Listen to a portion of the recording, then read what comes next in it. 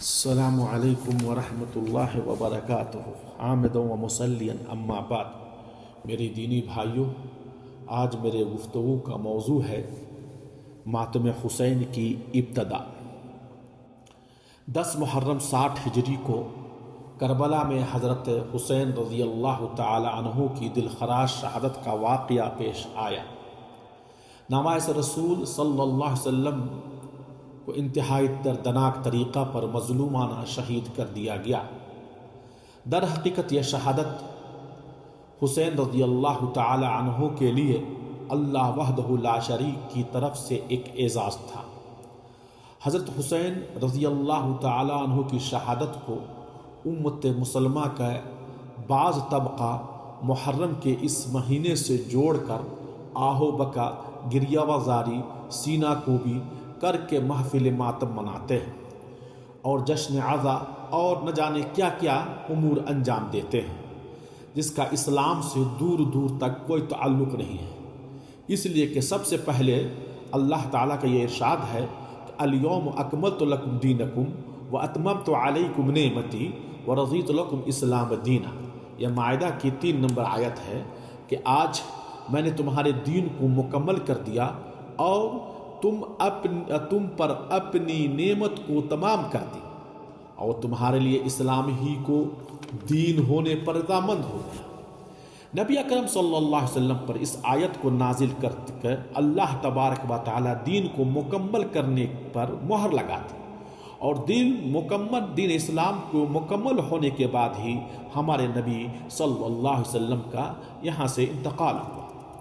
اب حسین رضی اللہ تعالی عنہ کی شہادت 60 سال کے بعد 60 ہجری میں ہوئی، تو پھر محرم سے شہادت حسین رضی اللہ تعالی عنہ کا کوئی تعلق نہیں، یعنی اسلام کے مکمل ہونے کے بعد جب یہ بات ثابت ہوئی تو اسلام سے کوئی تعلق حسین رضی اللہ تعالی عنہ کا نہیں۔ دوسری بات، خود حضرت حسین رضی اللہ تعالی عنہ کا ماتم اور یہ خرافات جو بناتے ہیں، ان کی شہادت کے 291 سال بعد، ان کے حسین رضی اللہ تعالیٰ عنہ کے شہادت کے 291 سال بعد معز الدولہ دہلوی 352 ہجری میں 10 محرم کو ایجاد کیا ہے، یعنی حسین رضی اللہ تعالیٰ عنہ کے فوراً بعد ان کے گھر والے اور صحابہ کرام موجود تھے، کسی نے بھی اس فعل کو نہیں کیا۔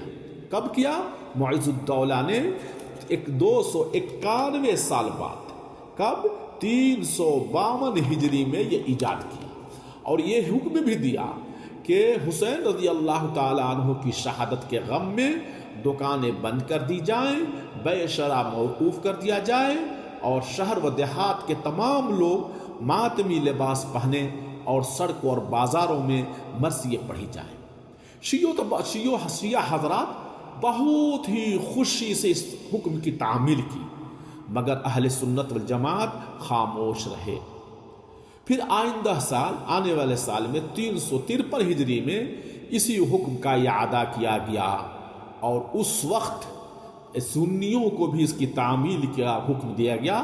آپ تفسیر کے لیے اکبر نجیب آبادی رحمہ اللہ کی کتاب تاریخ اسلام جلد نمبر 2 صفحہ نمبر 565 میں پڑھ سکتے ہیں۔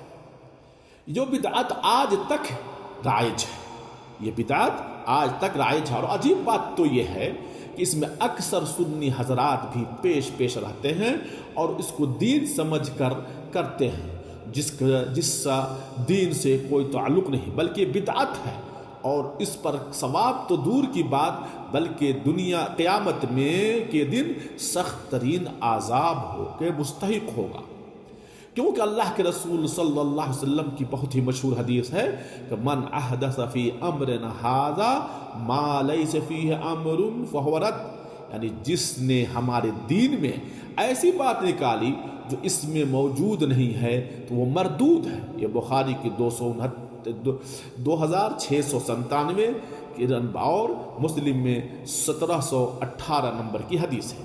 دوسری حدیث میں اللہ کے رسول صلی اللہ علیہ وسلم فرماتے ہیں کہ من عمل عملا لیس علیہ امرنا فہو رد، کہ جس نے کوئی ایسا کام ایجاد کیا جو ہمارے طریقہ کے مطابق نہیں ہے، وہ کام مردود ہے۔